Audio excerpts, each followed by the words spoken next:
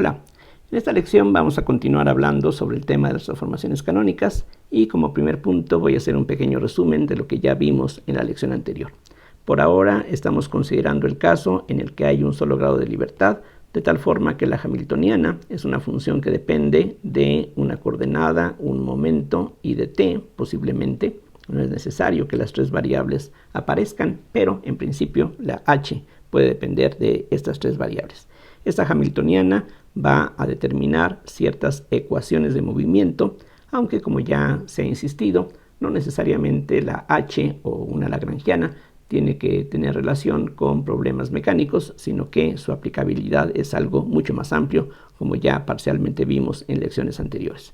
Esta h, decía, va a dar lugar a un sistema de dos ecuaciones diferenciales de primer orden. Q punto está dada por la parcial de h con respecto a p, mientras que p punto está dada por menos la parcial de h con respecto a q. Lo que nos interesa ver ahora es bajo qué condiciones podemos cambiar variables, pero manteniendo la forma de las ecuaciones de Hamilton. Es decir, lo que queremos es que ahora se puedan introducir nuevas variables, una q mayúscula, que en principio es función de q, p y t, y una p mayúscula, que en principio también es función de q, p y t. Y lo que queremos es que las derivadas con respecto a t de q mayúscula y p mayúscula también se puedan expresar en forma similar a las ecuaciones de Hamilton, posiblemente en términos de una nueva función que hemos llamado k mayúscula, siguiendo la costumbre, que puede ser diferente de la h original. Es decir, queremos que q punto sea igual a la parcial de k con respecto a p y que p punto sea menos la parcial de k con respecto a q. Lo que hallamos es que para que efectivamente la función k mayúscula exista, es necesario que el paréntesis de q con p sea una constante de movimiento.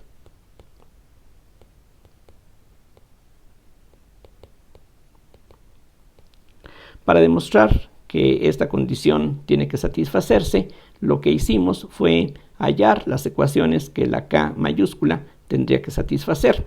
Y aquí simplemente repito las ecuaciones que obtuvimos.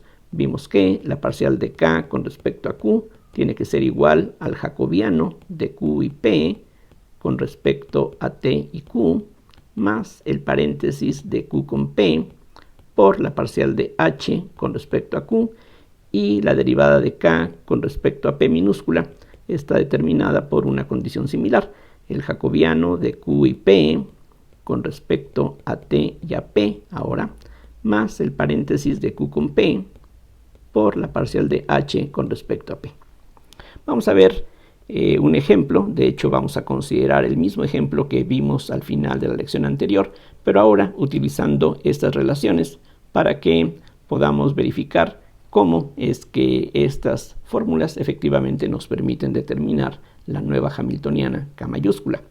Entonces, en el ejemplo que tratamos antes, la q mayúscula estaba dada por un medio de m q cuadrada menos qpt, mientras que la p mayúscula era simplemente igual a la p minúscula.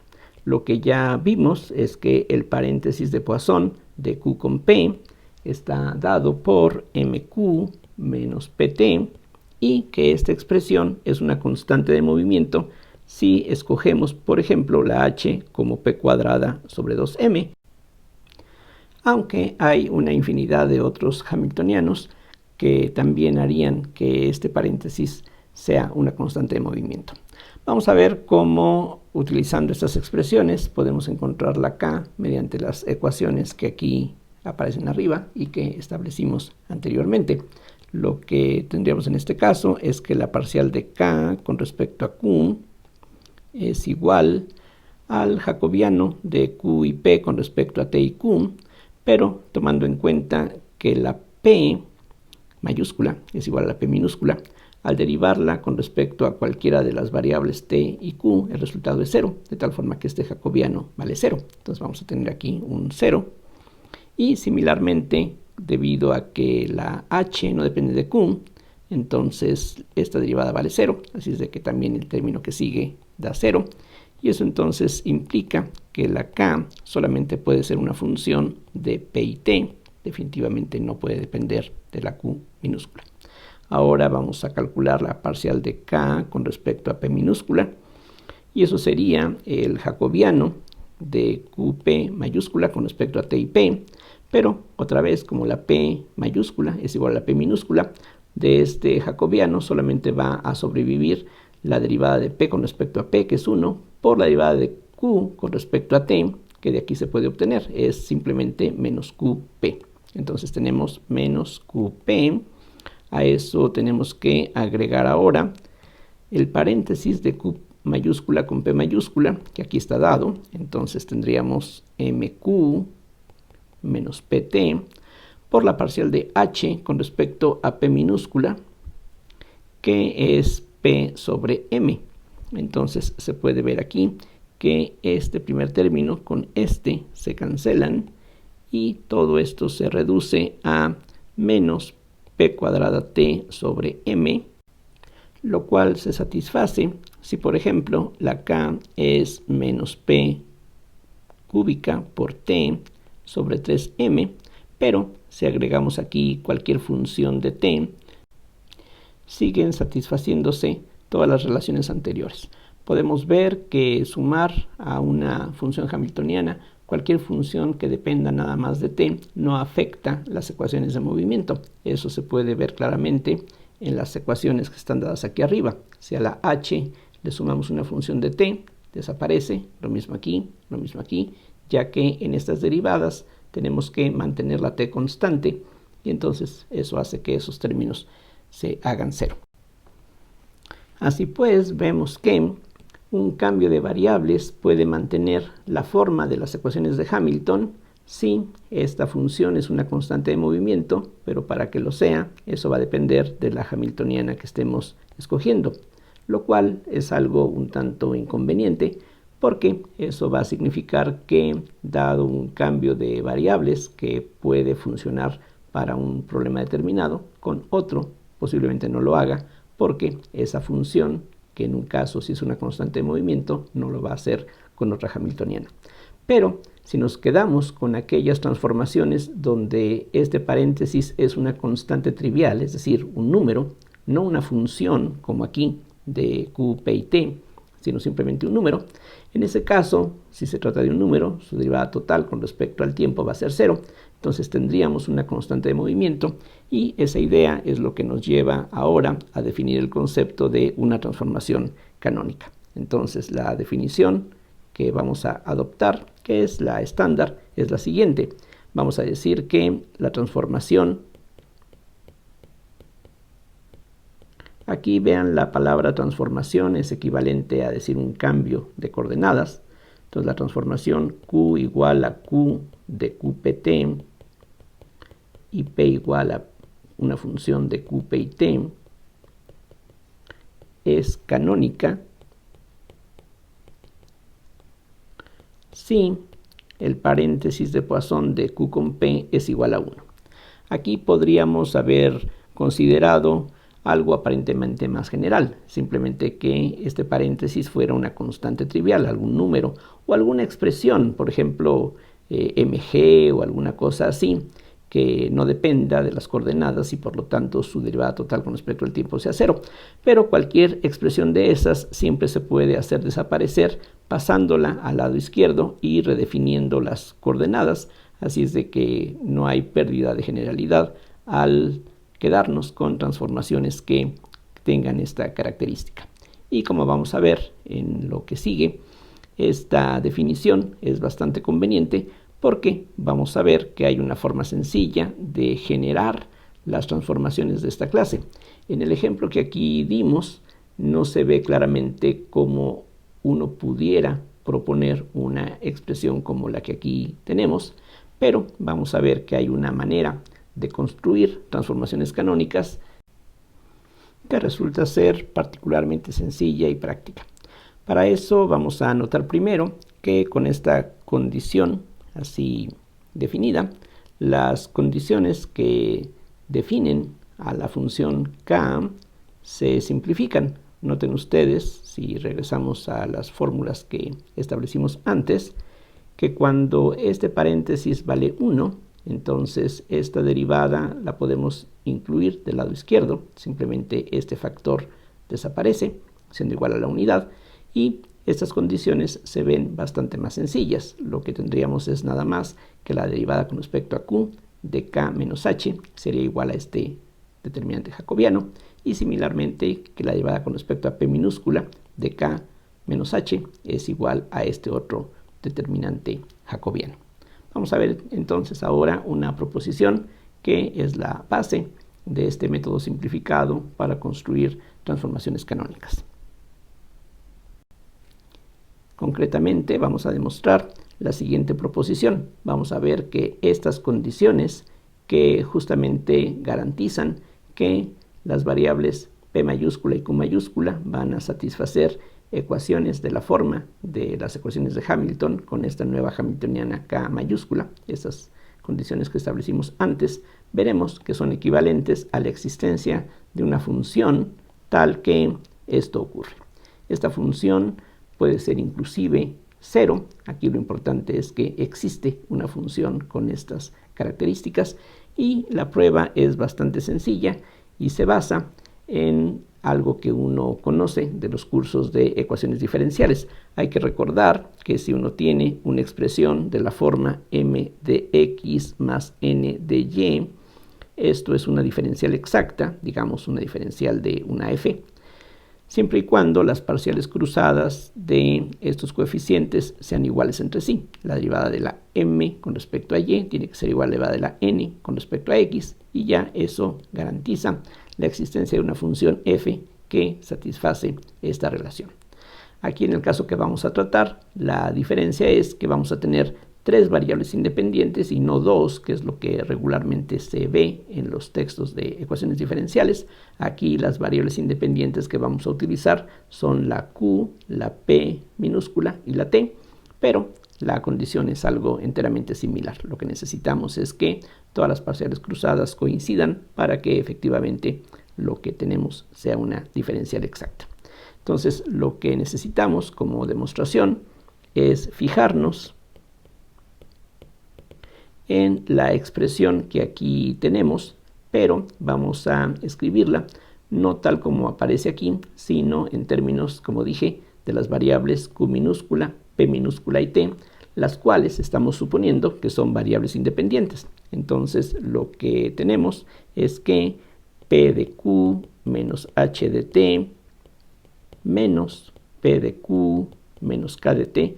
Noten que esta expresión es la que corresponde a esta, haciendo los cambios de las minúsculas por las mayúsculas y de la h, que era la hamiltoniana original para estas variables, por la k, que es la nueva hamiltoniana para estas otras variables. Aquí el uso de los paréntesis es simplemente para que quede claro que esta combinación es el análogo de esta, simplemente cambiando unas variables por las otras. Entonces, todo esto es lo mismo que p de q, ahí dejamos este término tal como está. Ahora lo que voy a hacer es desarrollar este producto mediante la expresión para la diferencial total de una función de varias variables. Recordemos que la q mayúscula es función de q, p y t minúsculas, así es de que su diferencial es igual a la parcial de q con respecto a q por dq más la parcial de q con respecto a p por dp minúscula más la parcial de q con respecto a t por dt. Y los otros términos que tenemos aquí vamos a agruparlos, los que son proporcionales a dt, simplemente escribiendo k menos h por dt. Lo que conviene hacer ahora es agrupar los términos que son múltiplos de dq. Entonces tenemos p minúscula menos p mayúscula parcial de q con respecto a q por dq. Eso corresponde a este término y a este. Hay un solo término que es proporcional a dp.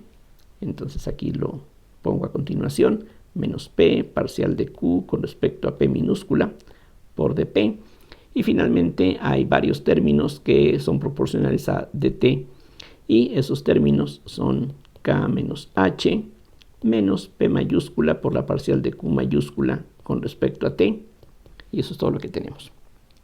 Como decía, el criterio para saber si todo esto es o no una diferencial exacta es que las derivadas cruzadas sean iguales entre sí. Y en este caso, por tratarse de tres variables independientes, hay tres parejas que debemos y podemos desarrollar. Puedo calcular la derivada de este coeficiente con respecto a P, y eso debe de coincidir con la derivada de este coeficiente con respecto a Q, y algo similar comparando este término con el último y el segundo con el último. Vamos a desarrollar todas esas parciales cruzadas para ver qué cosa se obtiene. Entonces comienzo por lo que ya mencioné. Voy a calcular la derivada con respecto a P minúscula de P minúscula menos P parcial de Q con respecto a Q minúscula. Y si efectivamente esto todo es una diferencial exacta, la derivada de este coeficiente con respecto a P debe de coincidir con la derivada de este coeficiente con respecto a Q minúscula. Entonces voy a fijarme en la diferencia de esas parciales. Entonces aquí tendríamos menos P parcial de Q con respecto a P minúscula, y vamos a ver qué resulta de todo esto. Aquí es muy sencillo. Lo que tendríamos al derivar P con respecto a P es un 1, y después tenemos la derivada de un producto, y eso entonces nos lleva a la primera por la derivada de la segunda, y también tendríamos la derivada de la primera por la segunda. Después aparece la derivada de este producto, y eso entonces nos da con signo más la primera, que es P mayúscula, por la derivada de la segunda, y tendríamos además la derivada de la primera por la segunda.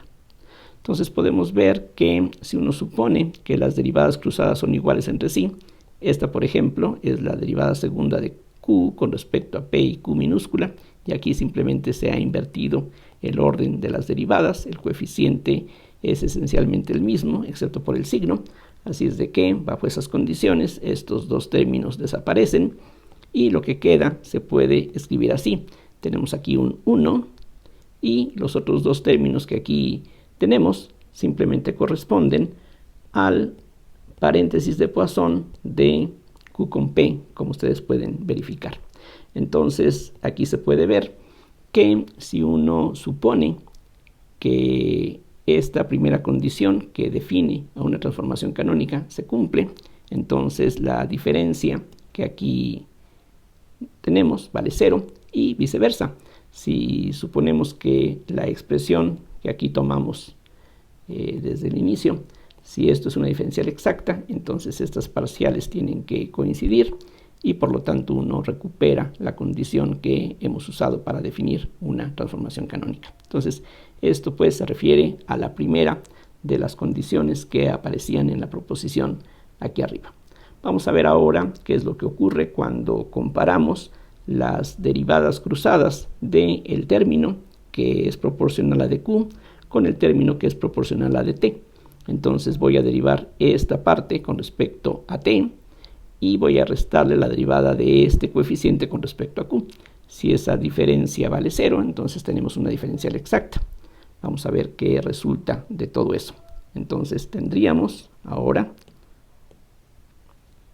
la parcial con respecto a T de P minúscula menos P mayúscula parcial de Q con respecto a Q, y a eso le voy a quitar la parcial con respecto a Q minúscula del coeficiente de dt, que es K menos H menos P mayúscula parcial de Q con respecto a T.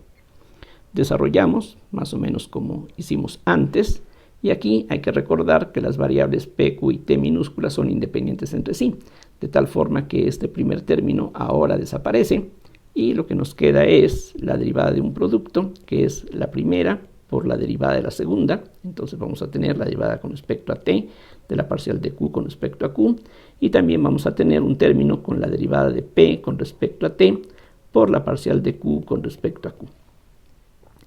De lo que sigue, conviene dejar todo esto unido. Entonces tendríamos menos la parcial de K menos H con respecto a Q, y posteriormente con un signo más tendríamos la derivada de este producto, lo cual nos da otra vez dos términos, que serían P por la derivada con respecto a Q de la parcial de Q con respecto a T, más la parcial de P con respecto a Q por la parcial de Q con respecto a T.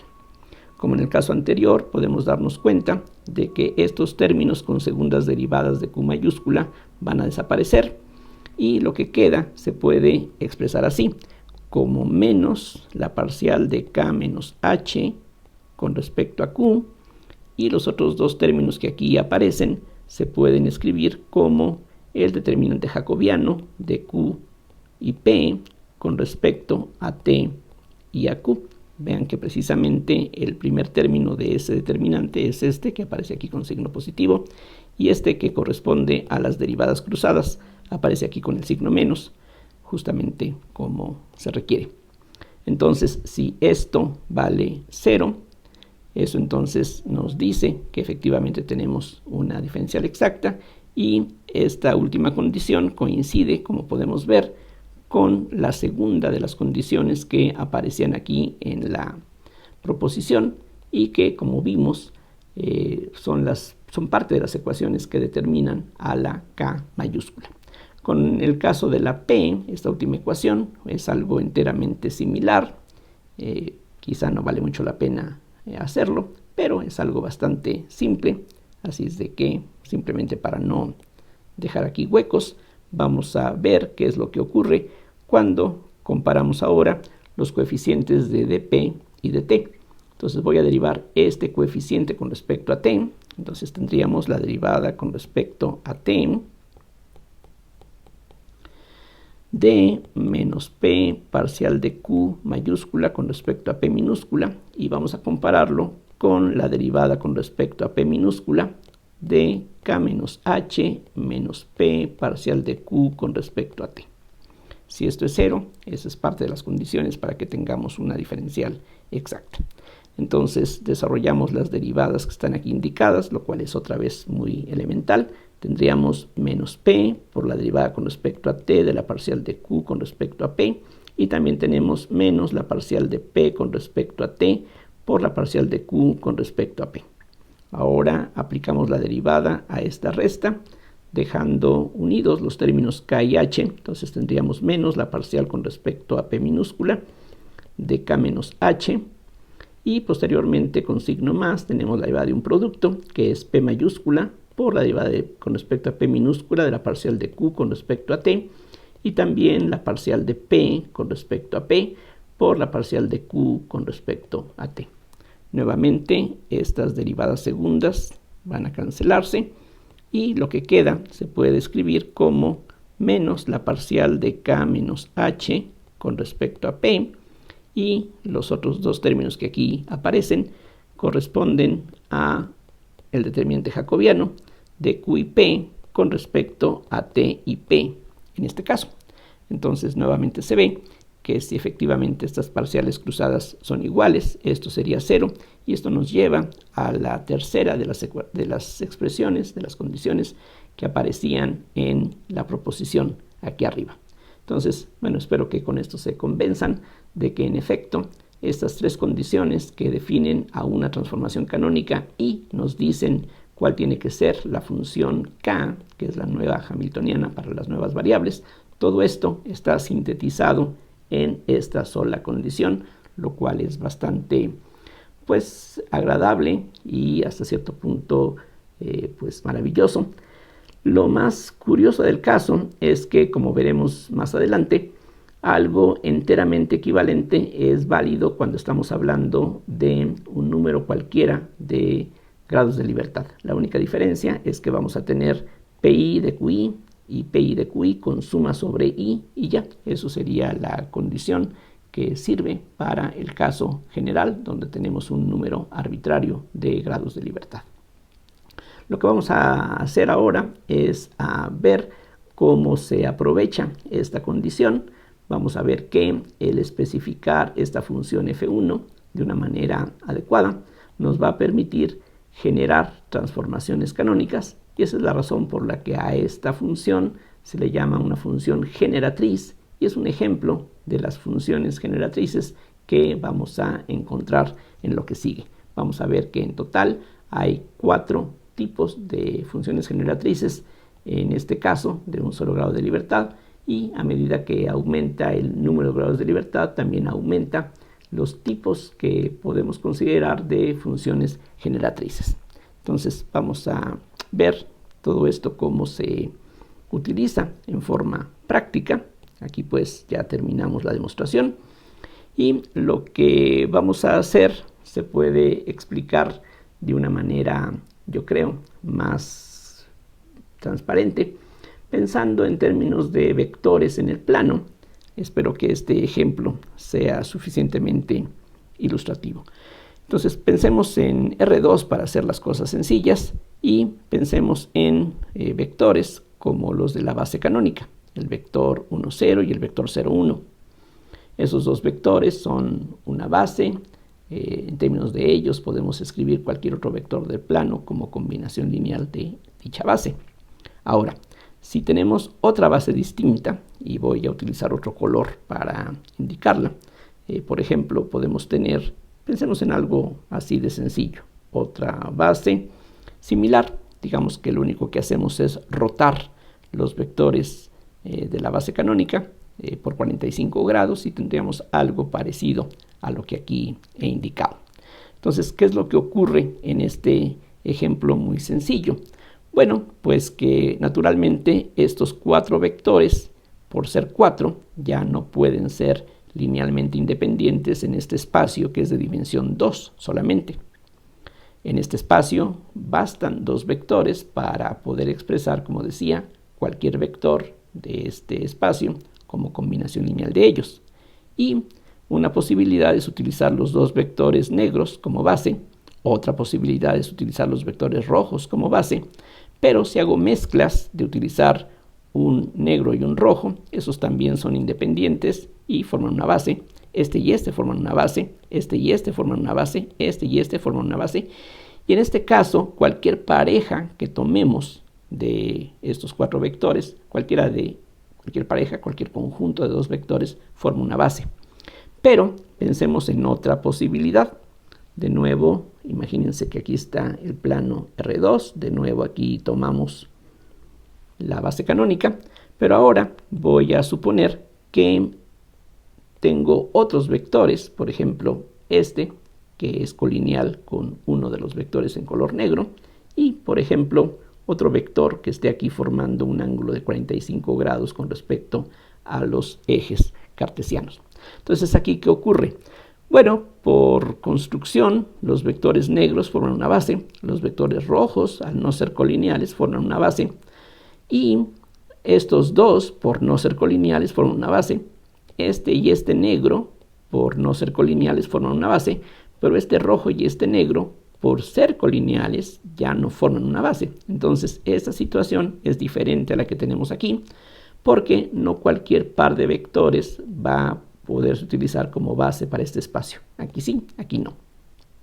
Y podemos pues pensar en situaciones como esta, en donde no cualquier par de vectores combinando bases sea una base. Lo que sí es cierto es que los que están en color negro o los que están en color rojo, por definición, son bases, pero ya cuando combinamos y formamos parejas mezclando unos vectores con otros, ya no hay ninguna certeza, ninguna necesidad de que tengamos siempre alguna base. Esto es pertinente porque recuerden que lo que estamos haciendo ahora con las transformaciones canónicas es sustituir unas variables por otras variables. Pero unas son función de las otras. Es como aquí, estos vectores en color rojo se pueden expresar como combinación lineal de los en color negro y viceversa. Los de color negro se pueden expresar como combinación de esta base. Lo mismo aquí, pero ya cuando mezclamos unos con otros, ya no necesariamente obtenemos bases. Cualquier función se puede poner como expresión en términos de Q, P y T minúsculas o en función de estas otras variables. Pero cuando nosotros mezclamos, por ejemplo, esta con esta y la T, no necesariamente lo que se obtiene tiene que ser un conjunto de variables independientes, exactamente como aquí. Espero que este ejemplo sea suficientemente claro como para ver qué es lo que se puede esperar en estos casos. De cualquier forma, vamos a ver algunos ejemplos un poquito más adelante, en donde se puede notar precisamente que cuando mezclamos variables de un conjunto y otro, no necesariamente tenemos conjuntos de variables independientes. Vamos a suponer, por ejemplo, que cuando mezclamos esta variable con esta variable y la t, que es común, vamos a pensar que tenemos un conjunto de variables independientes. Entonces, el primer caso que vamos a tratar, y aquí hay 4 casos, 4 porque son las parejas que podemos formar entre variables de un conjunto y del otro. Entonces, lo que vamos a comenzar por suponer es esto que aquí indico. Supongamos que Q y T es un conjunto funcionalmente independiente, mientras que en el caso de vectores hablamos de independencia o dependencia lineal. En el caso de funciones hablamos de dependencia o independencia funcional. Entonces vamos a suponer que Q minúscula, Q mayúscula y T es un conjunto funcionalmente independiente, lo cual quiere decir que no es posible expresar una de estas 3 variables en función de las otras 2. Eso es lo que significa la independencia funcional. Bien, en ese caso, si regresamos a la expresión que teníamos previamente, lo que podemos notar es lo siguiente. Nos fijamos en P de Q menos H de T menos P de Q menos K de T. Eso, como vimos, tiene que ser una diferencial exacta de alguna función. Esto se puede reescribir de esta otra manera. P de Q menos P de Q más K menos H por dt igual a df1. Pero el hecho de que este conjunto sea funcionalmente independiente quiere decir que la f1 se puede escribir como función de estas variables. Así como cuando tenemos una base, cualquier vector se puede expresar como combinación lineal de esa base.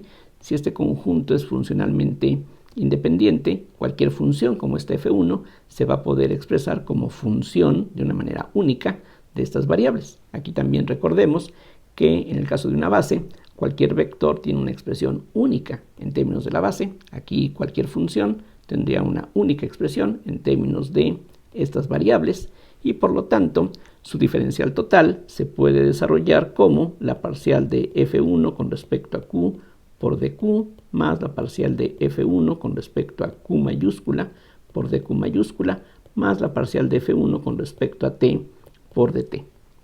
Entonces, como precisamente las variables q minúscula, q mayúscula y t son independientes, sus diferenciales también van a ser independientes, y por lo tanto lo que concluimos de aquí es que la p minúscula se va a poder calcular como la parcial de f1 con respecto a q, y aquí conviene recalcar cuáles son las otras variables que estamos empleando. Aquí, al derivar con respecto a q minúscula, mantendríamos q mayúscula y t fijas. Por otro lado, P mayúscula sería menos la parcial de F1 con respecto a Q, ahora con Q minúscula y T fijas. Y finalmente, K menos H sería la parcial de F1 con respecto a T, a Q minúscula y Q mayúscula constantes. Aquí la notación debe de ayudar a recordar que la F1 se tiene que expresar como función de Q minúscula, Q mayúscula y T. Entonces vean cómo el conocer esta función F1 nos va a permitir encontrar lo que son unas variables en función de las otras. Aquí la P minúscula estaría dada en función de estas variables, la P mayúscula lo mismo. Como la F1 depende de estas 3, sus derivadas en principio dependen de esas 3. Así es de que las otras variables se van a poder construir como funciones de estas variables independientes, y combinando esas relaciones vamos a poder determinar la transformación de coordenadas que resulta aquí necesaria. Ahora, no cualquier función f1, aunque dependa de estas variables, va a ser viable para que defina una transformación canónica, porque lo que necesitamos, igual que en esos ejemplos, es que un conjunto y otro sean una base. Aquí lo que necesitamos es que unas variables y otras sean funcionalmente independientes en cada caso. Esa condición va a imponer una ligera condición sobre esta función f1. Y para entender cómo surge, pensemos en la siguiente forma. f1 mayúscula, nuevamente, es alguna función de estas variables, de tal forma que de aquí vamos a obtener a la p minúscula como una cierta función que en principio depende de estas tres variables. Si lo que yo quiero es construir la relación entre unas variables y otras, es necesario que de aquí yo pueda despejar la q mayúscula para que quede en función de las variables minúsculas. Pero por el teorema de la función implícita, la condición para que de aquí yo pueda despejar la q es simplemente que esto dependa de q. Obviamente que si la q mayúscula aquí no aparece, no hay manera de despejarla. Y eso es todo lo que necesitamos. Entonces, lo que se requiere es que esta expresión sí dependa de q. Entonces, lo que necesitamos es que la derivada con respecto a q de la parcial de f1 con respecto a q no sea 0, para que de esa manera esta expresión contenga la q y de ahí entonces podamos despejar. Entonces, que dependa de q es esta condición. De manera similar, de aquí lo que tendríamos es que la p va a estar dada también como alguna función de q, q y t. Y si ahora pensamos en que la relación es invertible, entonces lo que queremos es que se puedan expresar unas variables en función de las otras y viceversa. Entonces, si yo, por ejemplo, quiero encontrar q minúscula en función de estas variables, yo de aquí debo de poder despejar, y para ello lo elemental es que la q minúscula esté presente. Si no está presente en esta expresión, no voy a poder despejarla. Pero que esté presente quiere decir que la derivada de todo esto con respecto a q minúscula sea diferente de 0, pero eso significa derivar esto con respecto a q minúscula, y la condición entonces es que la parcial con respecto a q minúscula de la parcial de f1 con respecto a q mayúscula sea diferente de 0.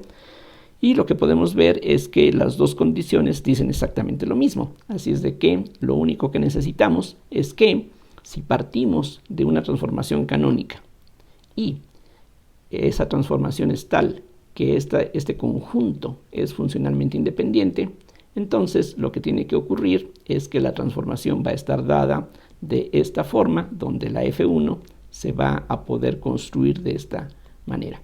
Recíprocamente, y esa es la parte útil, si tenemos una función de estas tres variables que cumple esta condición, cualquiera de las dos dice lo mismo, entonces mediante sus derivadas parciales, calculadas así, vamos a poder generar una transformación canónica que por lo menos localmente va a ser invertible. Ya lo que ocurra en regiones extensas de estos dominios ya no lo podemos ver de estos argumentos, pero por lo menos en forma local vamos a tener una transformación que nos lleve de unas variables a otras y que sea una transformación canónica por construcción, y de paso aquí vamos a poder determinar cuál es la nueva hamiltoniana que corresponde después de hacer esa transformación. Vamos a ver ejemplos de esto en la siguiente lección y vamos a ver que hay otras posibilidades que se van a distinguir con subíndices 2, 3 y 4, en donde vamos a ir considerando otras posibilidades que se deben de presentar, ya sea que el P minúscula, el conjunto formado por P minúscula, P mayúscula y T sea independiente, o que P minúscula, Q mayúscula y T sea independiente, o que Q minúscula, P mayúscula y T sea independiente. Entonces, cada una de esas posibilidades nos lleva a expresiones muy parecidas a estas, que precisamente nos permiten construir transformaciones canónicas, razón por la cual a estas funciones que tienen este propósito hacen pues el papel de funciones que generan la transformación y Por lo mismo se les llama funciones generatrices. Bien, gracias por la atención y hasta la próxima.